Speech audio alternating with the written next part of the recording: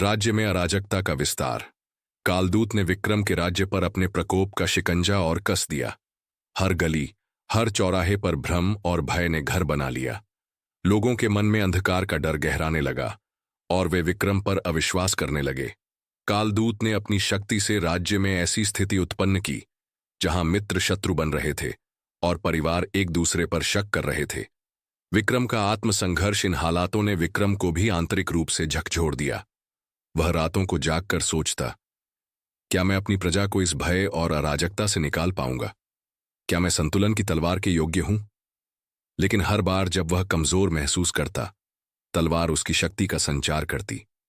सपने में आया दिव्य संदेश। एक रात जब विक्रम ध्यानमग्न था, उसे एक दिव्य सपना आया। एक प्रकाशमय आकृति प्रकट हुई और बोली, विक्रम, याद रखो, संतुलन केवल तलवार से नहीं बल्कि मन और हृदय की एकता से आता है। अराजकता का उत्तर अंधकार से नहीं बल्कि प्रकाश से देना होगा। यह सुनकर विक्रम की आत्मा को नई ऊर्जा मिली। उसने ठान लिया कि वह कालदूत को हर हाल में हराएगा। कालदूत की नई चाल। कालदूत ने विक्रम की सेना को भ्रमित करने के लिए अपनी मायावी शक्तियों का उपयोग किया। उसने सेना के अंदर असहमति और संघर्ष उत्पन्न करने की कोशिश की।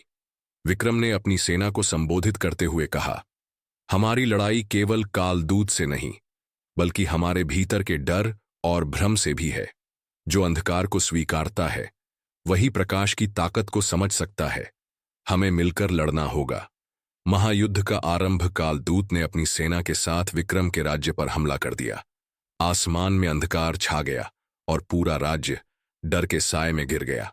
विक्रम संतुलन की तलवार के साथ अपनी सेना का नेतृत्व कर रहा था।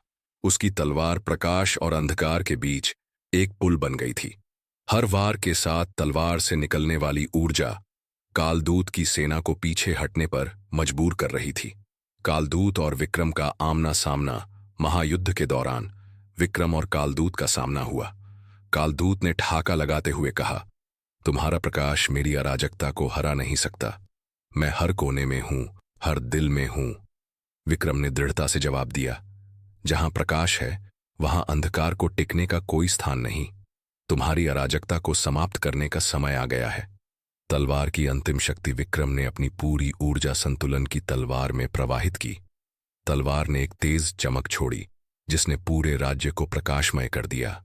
उस प्रकाश ने न केवल कालदूत की सेना को नष्ट कर दिया बल्कि लोगों के मन से डर और भ्रम को भी मिटा दिया।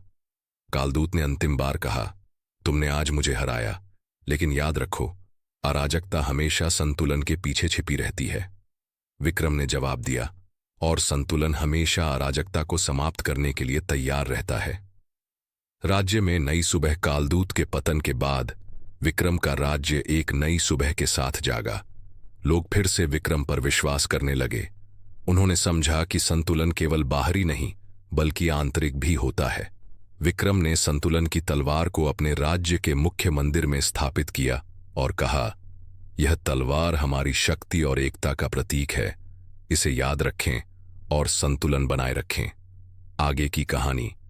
कालदूत के पतन के बाद क्या विक्रम का सफर समाप्त हुआ या ब्रह्मांडीय संतुलन की रक्षा के लिए उसे नई चुनौतियों का सामना करना पड़ेगा? अगले भाग में जाने विक्रम के रोमांचक सफर की नई दास्तां।